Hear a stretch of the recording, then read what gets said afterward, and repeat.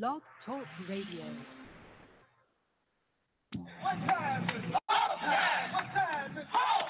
Broadcasting from Cincinnati, you're listening to the Ringside Reporter Podcast. All the news from the world of boxing right here. Well, I'm talking to you the way I want to talk to you. Now, here's your host, Eric Lorda.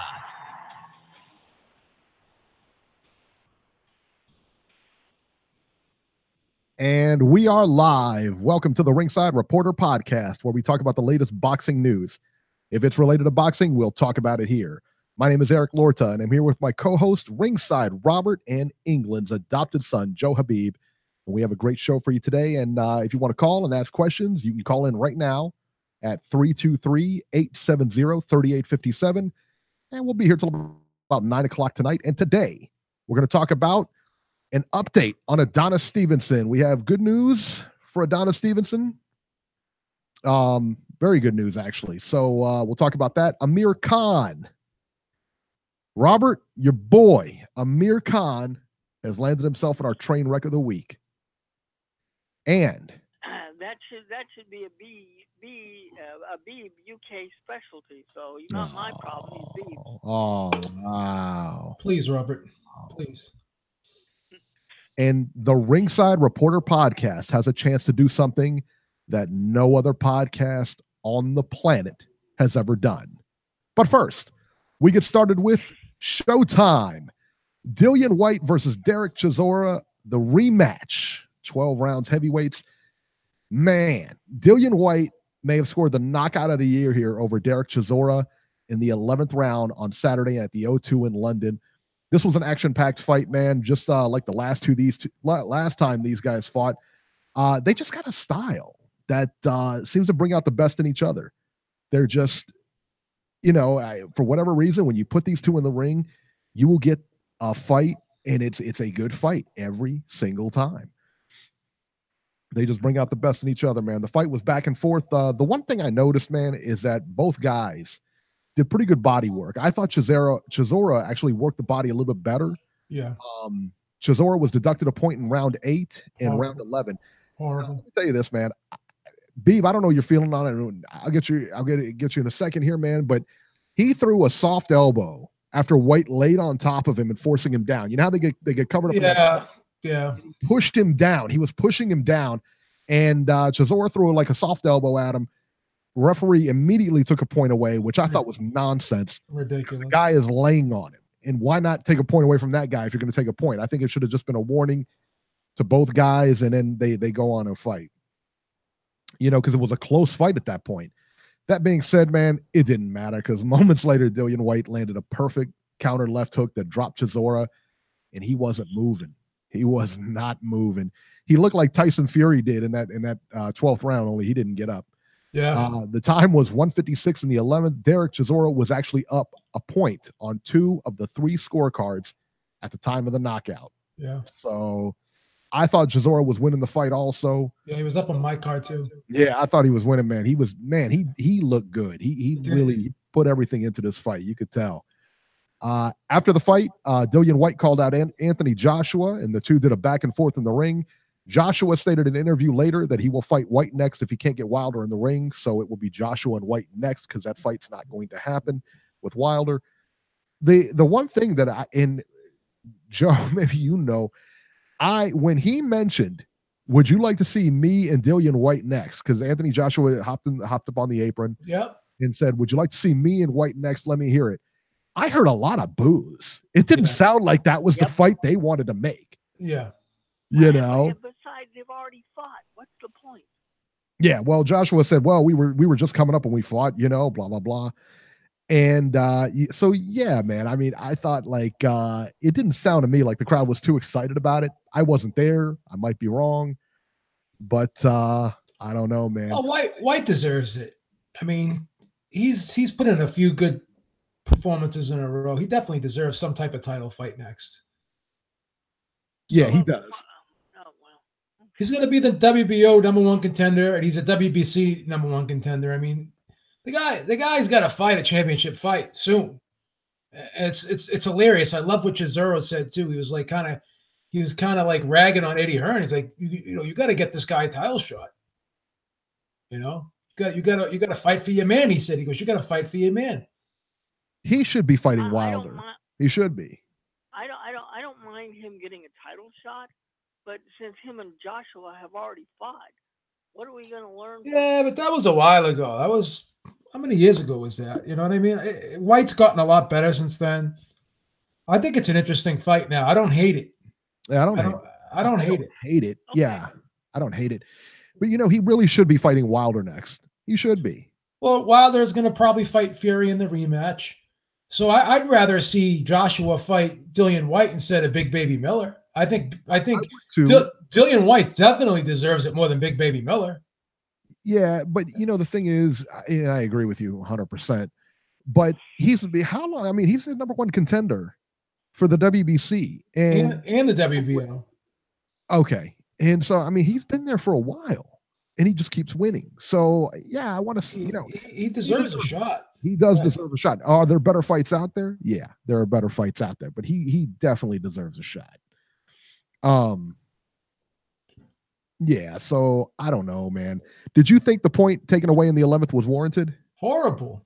Awful, right? And this is something, and I don't know if you thought about this, because I didn't think about it yesterday, but I was watching a lot of videos today, and I was hearing Dereck Chisora talk about it, and I was hearing David Haye talk about it, and other people talk about it. And when you take 2 points away from a guy in a close fight like that, now all of a sudden he's got to change up his game plan because he's got to fight in desperation to get those points back, because now he feels as though he put himself in a hole by getting points taken away. That referee screwed up that fight horribly. That was a very hotly contested, close fight.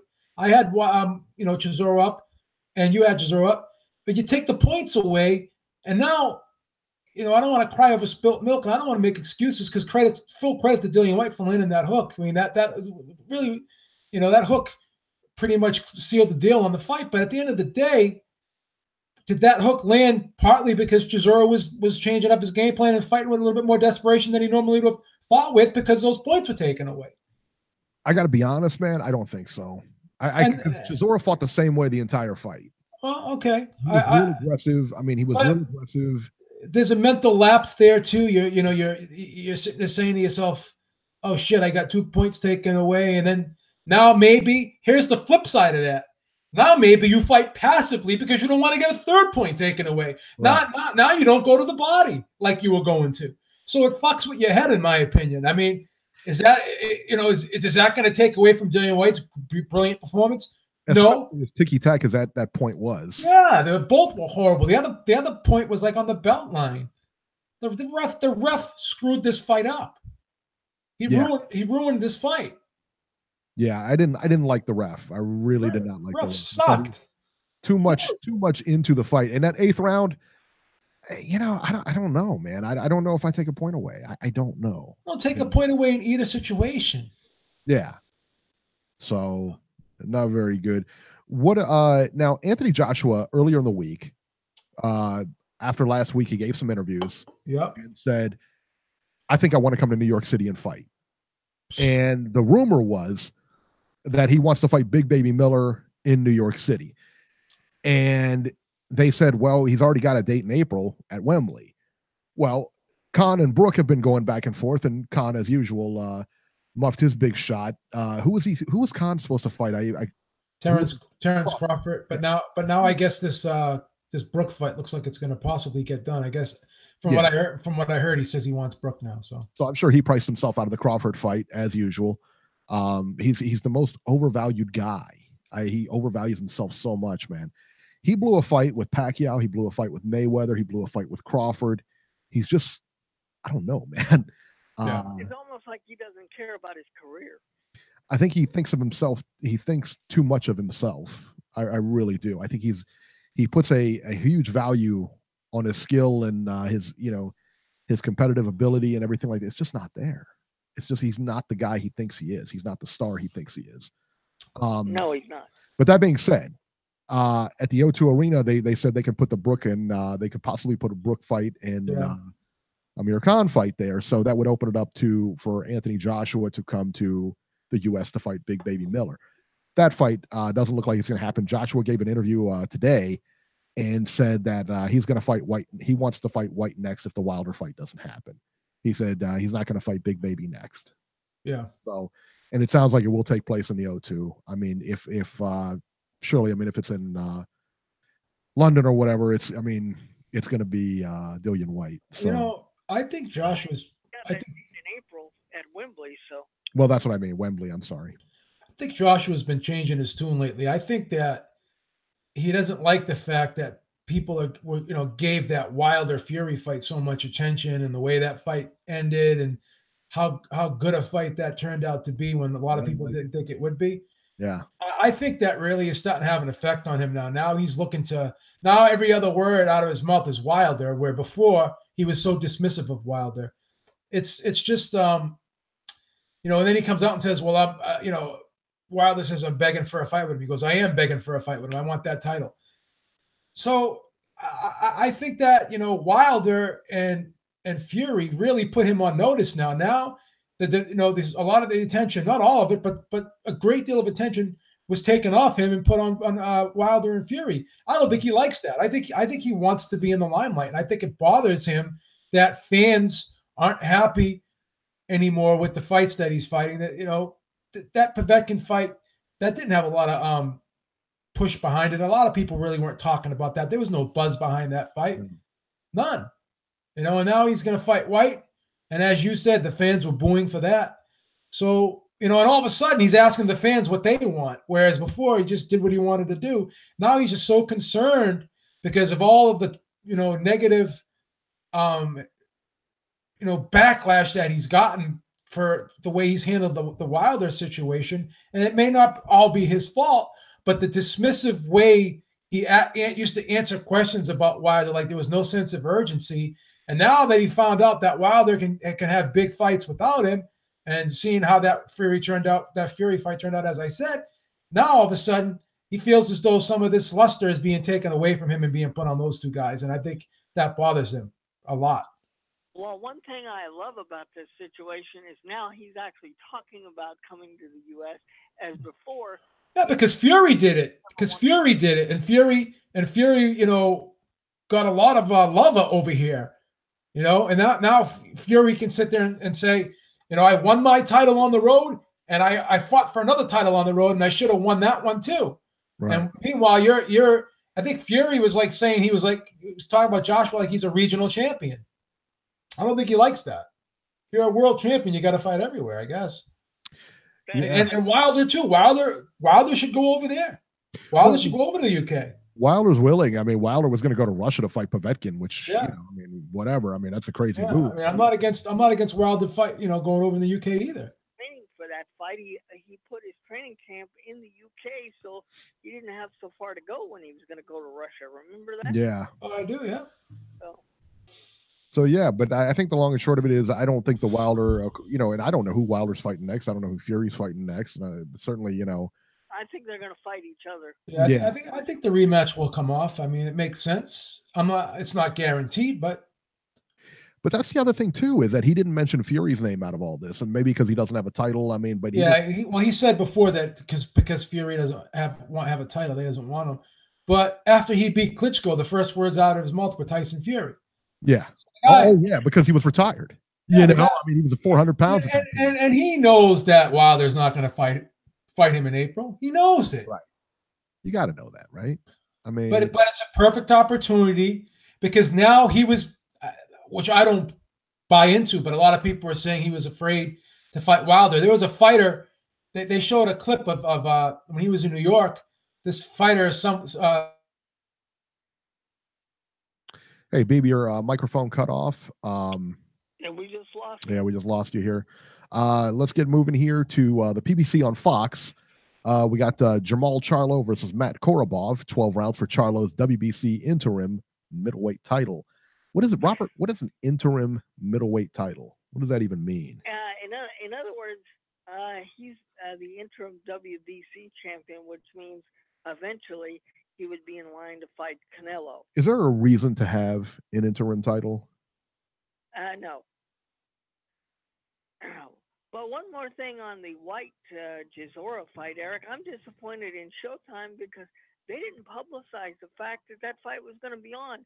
Had I known, I would have watched that live yesterday or Yeah. recorded it. I agree. And I mean, I thought it was going to be on DAZN, and then next thing I heard, it was Beeb just texted me. He said he lost power. Okay. Oh, okay. Uh-oh. Because heck, even if you would have called or texted me and told me that it was going to be on, I would have set up the recorder and watched it, because as usual, my Sunday routine now to prepare for the show is when fights happen in the UK, I check out all the UK publications to see what the boxing writers over there had to say about all the fights. And from the sounds of it, I'm disappointed that I missed that. But anyway, on to the Charlo fight. Go ahead. All right. So Jamal Charlo versus Matt Korobov, 12 rounds for Charlo's WBC interim middleweight title. All right. So this was, I tell you what, this was crazy. This was the first of two bad decisions on this card, in my opinion, man. Jamal Charlo wins a unanimous decision by the scores of 116, 112 twice, and 119 to 108. I don't know what Larry Hazard's little boy was watching here, but he's a moron. All right, because there's no way this fight was 119, 108. I thought Korobov won the fight about 7-5, somewhere in there. I disagree with Hazard Jr. giving Charlo a 10-8 rounds in the 12th. I had a feeling Charlo was going to get the decision, but I don't know that he deserved it, really. I mean, I'll be honest, man. I'm not 100% sure that he really deserved it. Robert, you caught this fight. What were your thoughts? Yeah. I scored it 115, 113 for Charlo. I thought he barely pulled it out. Korobov, for being a substitute, did himself proud. And, he's got nothing to be ashamed of. Everybody was talking like, well, he's 35 years old. This is going to be an easy title defense. He's a last-minute substitute. He had to lose more weight because he was preparing for another fight in another division, and and stuff like that. But he acquitted himself well, and I think because of the opponent switch, Charlo kind of took him for granted. It makes me wonder if Willie Monroe Jr. didn't get popped, what kind of performance we would have actually saw out of Charlo last night. I think you see the same one. But I thought. I'll tell you what. I thought Willie Monroe is a much better boxer than Charlo. That's why I was excited to see that fight. That's why I was excited to see that. Everybody thought I was crazy when I said Monroe's a better boxer, but yeah, man. I mean, you looked at him last night. Korobov was outboxing him. Yeah. No, I think Charlo is very lucky to hang on to his title, unlike his brother that got completely ripped off. But we'll talk about that in a minute. Yeah. I think he underprepared for this and wasn't prepared for the opponent switch. And Jarrett Hurd said in the interview that he did on TV last night, he said, well, I'm disappointed that I'm not the one that gave him his first loss. So, Right. It's one of those deals. All right. So let's talk about the Jermell Charlo and Tony Harrison fight, because this was a little suspicious here. I mean, I don't know that it was suspicious, in the sense that, like, I don't know. Now, we had this discussion last week, Eric, where we talked about bad decisions and robbery. Which does this particular decision fall into here? Which category? Well, it's I don't think it's a robbery. I'll put it that. I don't think it's a robbery. I think it's a bad decision.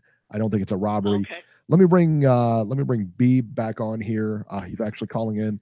The power went out over in Boston. Maybe they're having a snowstorm or something. Well, I don't know. They must be having a bad storm. Yeah, so let me bring Beeb back on here. Beeb, can you hear me? Can you hear me, Eric? Yes, I sure can. Okay, beautiful. Awesome. All right. So so apparently his power is out, so you'll just get to see my pretty face through the podcast all night tonight. So we just talked about the Jermell Charlo and let's see here, where are we? The Korobov Charlo fight. Right. And now we're talking about the Harrison Charlo fight. Tony Harrison upset Jermall Charlo by the scores of 116, 112, 115, 113 twice. Unanimous decision. Huge upset, very controversial decision. I had Jermall Charlo winning around 9-3, 8-4, somewhere in there. I didn't actually score, have a pen and paper and scored it down. I just had, hey, he won this round, and kind of went on like that. I just thought he was more aggressive. I thought he was effective going forward. And, but hey, I was wrong. After the fight, Tony Harrison told Charlo, I appreciate the shot, and told him he would give him a rematch. I thought it was a real classy move by Harrison, and Charlo, in true Charlo fashion, went on a tirade about how he didn't lose, etc., and just basically acted like a thug idiot. And that right there is the reason why I have absolutely